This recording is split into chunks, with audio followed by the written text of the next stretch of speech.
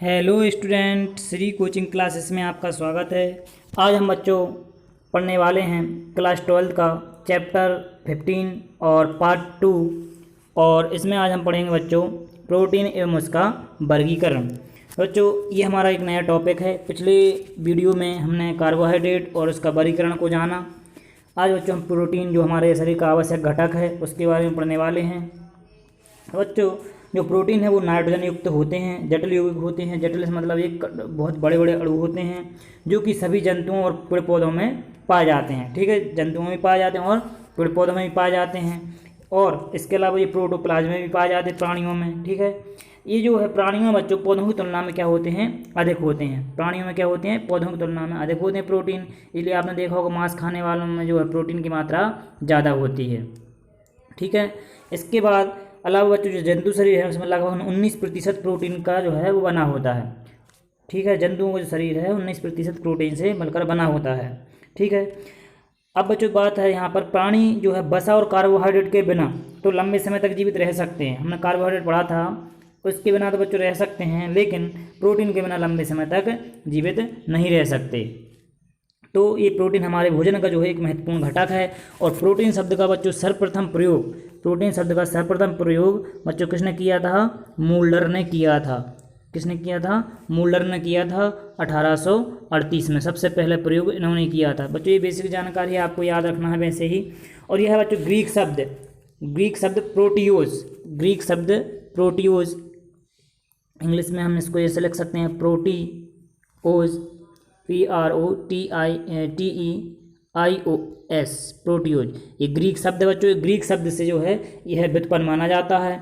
और इसका ग्रीक भाषा में मतलब होता है बच्चों प्रथम स्थान, यानी सर्वप्रथम।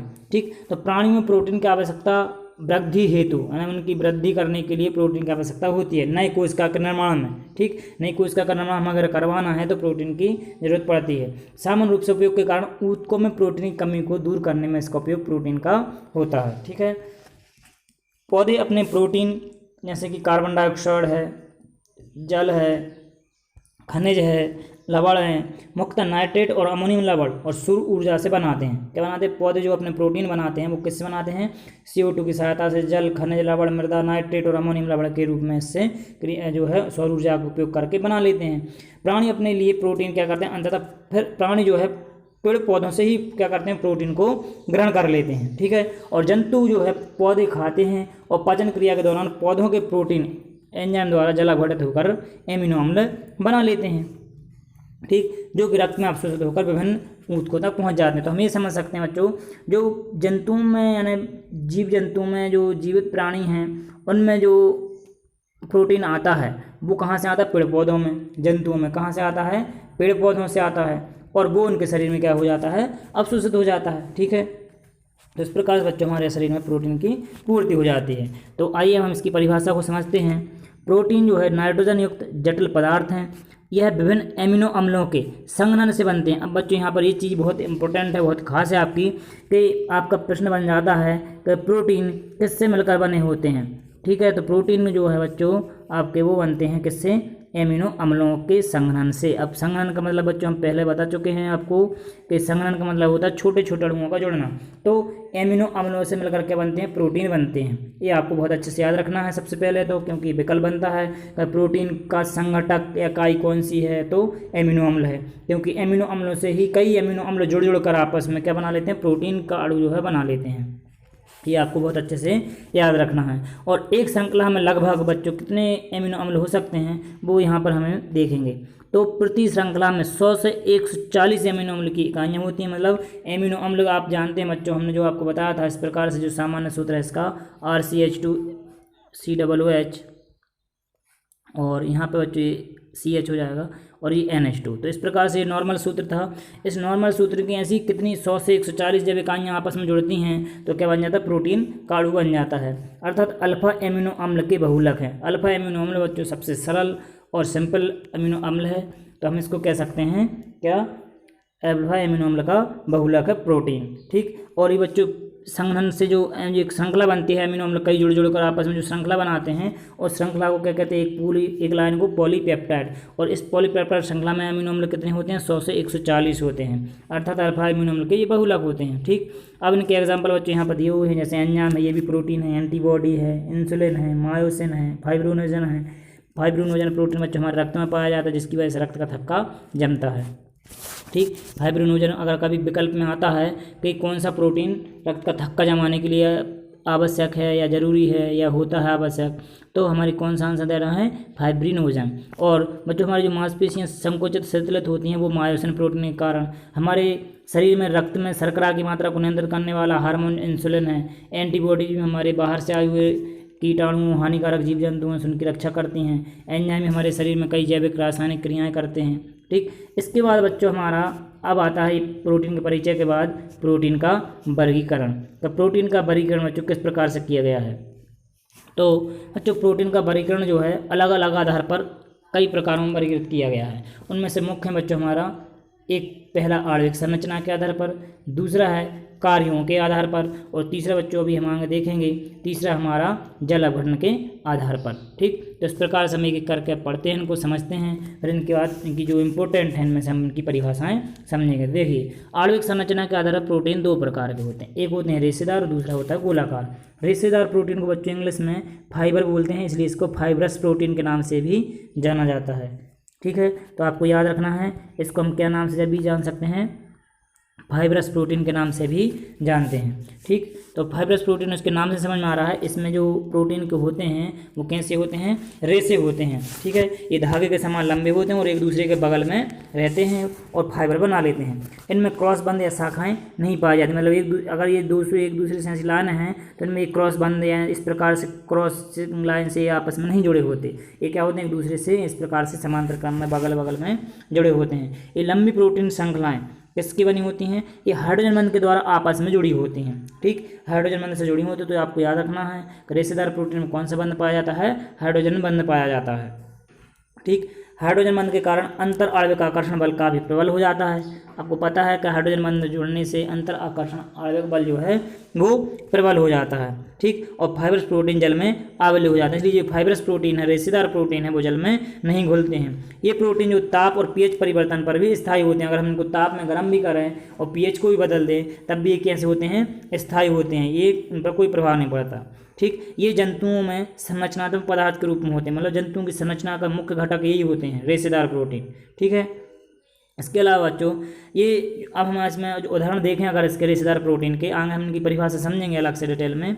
ठीक, तो ये जो है जो क्रेटिन प्रोटीन होता है फाइब्रस प्रोटीन के रूप में, क्रेटिन जो है फाइब्रस प्रोटीन के रूप में कहाँ कहाँ पाया जाता है हमारे शरीर में, त्वचा में, बाल में। ठीक, त्वचा है, बाल है, नाखून है, इनमें सब में क्या पाया जाता है, हमारे रेशेदार प्रोटीन ही पाया जाता है। सींग है, ऊन है, पंखों में, सब में क्या पाया जाता है, ये रेशेदार प्रोटीन।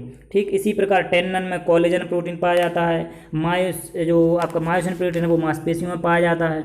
तो ये बहुत सारे इस प्रकार से इनके टाइप है। अब आता है बच्चों हमारा गोलाकार प्रोटीन, और गोलाकार प्रोटीन इसको इंग्लिश में बच्चों बोलते हैं ग्लोब्यूलर प्रोटीन। ग्लोब्यूलर मतलब उसके नाम से समझ में आ रहा है बच्चों कि ये प्रोटीन कैसा होता है, गोलाकार होता है, गोला आकार का होता है। तो जितने भी हमारे शरीर में अगर आप नाम जानते हो जो गोला आकार के कण होते हैं, पार्टिकल होते हैं, कणिका होती हैं, वो ग्लोबुलर प्रोटीन में जाएंगे। तो इन प्रोटीन में पॉलीपेप्टाइड श्रृंखला स्वयं के चारों तरफ इस प्रकार से घूम जाती है कि पूरे प्रोटीन का जो आकार है वो कैसा हो जाता है, गोल हो जाता है। और श्रृंखला का घूमना इस प्रकार होता है कि जो लिपोफिलिक भाग जो रहता है जल अंदर की ओर, और जो हाइड्रोफिलिक भाग होता है बच्चों ये हम पहले पढ़ चुके हैं अध्याय 5 में ही, हाइड्रोफिलिक और लिपोफिलिक। ठीक, तो ये जो आपका लिपोफिलिक भाग है वो क्या होता है, अंदर की ओर, हाइड्रोफिलिक भाग है वो बाहर की ओर स्थित हो जाता है। परिणाम स्वरूप जो जल के अणु प्रबल रूप से ध्रुवीय समूहों से क्या हो जाते हैं, अभिक्रिया कर लेते हैं और ग्लोबुलर प्रोटीन जो है जल में विलय हो जाते हैं। ये प्रोटीन जो है ताप और पीएच से सूक्ष्म परिवर्तनों के लिए भी अत्यंत संवेदनशील होते हैं। जरा सा भी पीएच अगर हम इसका बदल दें या ताप इसका बदल दें तो क्या हो जाते हैं, ये परिवर्तनशील हो जाते हैं। अब इनके द्वारा सभी एंजाइम, बहुत से हार्मोन, अंडे में एल्ब्यूमिन, हीमोग्लोबिन आदि ये बनाते हैं। ठीक, ग्लोबुलर प्रोटीन बच्चों बहुत सारे कार्य करता है जैविक कार्य, ठीक, जैसे ग्लोबुलर प्रोटीन सहएंजाइम के रूप में भी कार्य करते हैं जो विभिन्न जैविक क्रियाओं को उत्प्रेरित करते हैं। इंसुलिन है, थायरोग्लोबुलिन है, ठीक है, ग्लोबुलर प्रोटीन है। इसी प्रकार कुछ ग्लोबुलर प्रोटीन उपापचय क्रियाओं को नियंत्रित करते हैं, ठीक, इंसुलिन है रक्त शुगर को जो है स्तर को नियंत्रित करते हैं। हमारे शरीर में जब शर्करा की मात्रा बढ़ जाती है तो इंसुलिन जो है वो क्या करता है, वो भी ग्लोबुलर प्रोटीन है जो कि नियंत्रित करता है शर्करा की मात्रा को। इसके बाद एंटीबॉडीज भी बच्चों एक तरह का प्रोटीन है ग्लोबुलर, जो हमारे बाहरी खतरों से जो उनकी रक्षा करता है हमारे शरीर की, मनुष्य को कई बीमारियों से बचाता है। गोलाकार जो प्रोटीन है जिसमें हम एंटीबॉडी कह सकते हैं, गोलाकार प्रोटीन में एंटीबॉडी आ जाती हैं, ठीक। इसके बाद बच्चों अब हम आते हैं हमारा इन जो नेक्स्ट प्रकार है आधार वर्गीकरण का प्रोटीन के, वो है कार्यों के आधार पर। बच्चों कौन क्या कार्य करता है उसके आधार पर प्रोटीन जो है हमारे कई प्रकार के यहाँ पर 6 प्रकार लगभग दिए हैं। संरचनात्मक प्रोटीन जो संरचना बनाते हैं, संकुचन प्रोटीन जो संकुचनशील होते हैं, ठीक। इसी प्रकार एंजाइमी प्रोटीन है, हार्मोनी प्रोटीन है, प्रतिरक्षक प्रोटीन भी है और रक्त प्रोटीन भी बच्चों रक्त में पाया जाता है। ये आपको उसके नाम से ही समझ में आ रहा होगा, ठीक। तो इस प्रकार से बच्चों इनको हमें ज़्यादा डिटेल से नहीं समझना, इनको अलग से परिभाषित रूप में करेंगे एंजाइम को, ठीक। और बाकी रक्त प्रोटीन आपको याद रखना, रक्त में पाए जाने वाली प्रोटीन है, फाइब्रोनोजन है, हीमोग्लोबिन है, ठीक है। इस प्रकार से ये जो हमारे आपको याद रखना है कि इसके नाम कौन कौन से हैं, कौन कौन से प्रोटीन इसमें पाए जाते हैं कार्यों के आधार पर। अब हम आते हैं बच्चों मुख्य रूप से यहाँ पर हमारे जल अपघटन के आधार पर।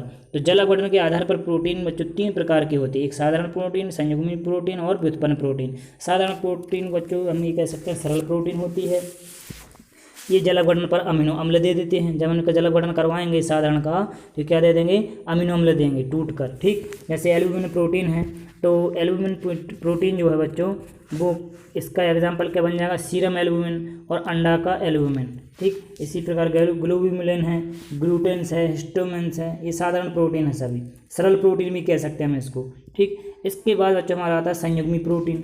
तो संयुग्मी प्रोटीन क्या होते हैं, ये प्रोटीन जल अपघटन के बाद अल्फा एमिनो अम्ल तो देते हैं लेकिन साथ साथ में एक बिना प्रोटीन वाला भाग जिसमें प्रोटीन नहीं होता ऐसा भाग भी देते हैं। इस जो प्रोटीन विहीन भाग होता है उसे हम प्रोस्थेटिक समूह कहते हैं।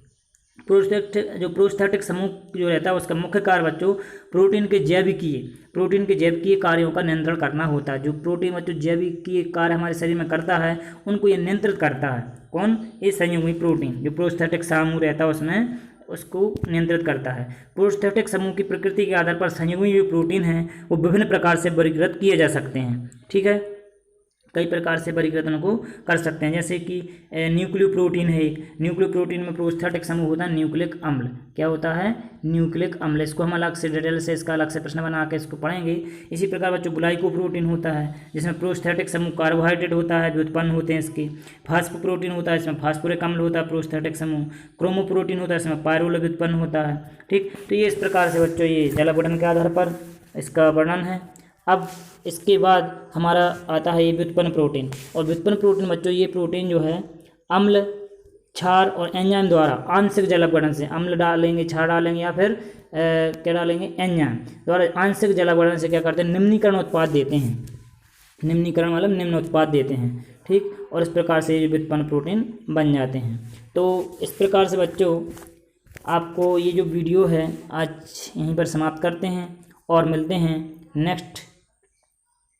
तो आज का वीडियो बच्चों हम यहीं पर समाप्त करते हैं और मिलते हैं नेक्स्ट वीडियो में इन कुछ प्रश्नों के साथ, और इसी संबंधित कुछ प्रश्नों को और समझेंगे हम। इसी टॉपिक को और आगे बढ़ाते हुए इसको करेंगे, जैसे कि हम रेशेदार प्रोटीन को समझेंगे, गोलाकार प्रोटीन को समझेंगे, ठीक। इसके अलावा बच्चों प्रोटीन की जो संरचना है वो कितने प्रकार की होती हैं, प्रोटीन का विकृतीकरण करने पर क्या होता है, साथ में इसके अलावा प्रोटीन के स्रोत क्या होते हैं, प्रोटीन की कमी से कौन कौन से रोग होते हैं, इन सभी क्वेश्चनों के आंसर बच्चों हम जानेंगे अगले नेक्स्ट वीडियो में। इस वीडियो में बच्चों आपको सिर्फ यहाँ पर उसका वर्गीकरण आधार समझा दिया गया, पूरा ग्राफ समझा दिया गया कि किस प्रकार से किस आधार पर इनको बांटा गया है। तो आपको मोटा मोटा सा आपको याद रखना है, कुछ खास प्रोटीनों के यहाँ पर नाम याद रखना है। जैसे फाइब्रोनोजन प्रोटीन आ जाता है कि रक्त का थक्का जमाने वाला प्रोटीन कौन सा है, तो आपको याद रखना है, ठीक है, फाइब्रोनोजन प्रोटीन, ठीक है बच्चों। तो मिलते हैं नेक्स्ट वीडियो में, तब तक बने रहिए हमारे चैनल श्री कोचिंग क्लासेस बेगम मंच पर।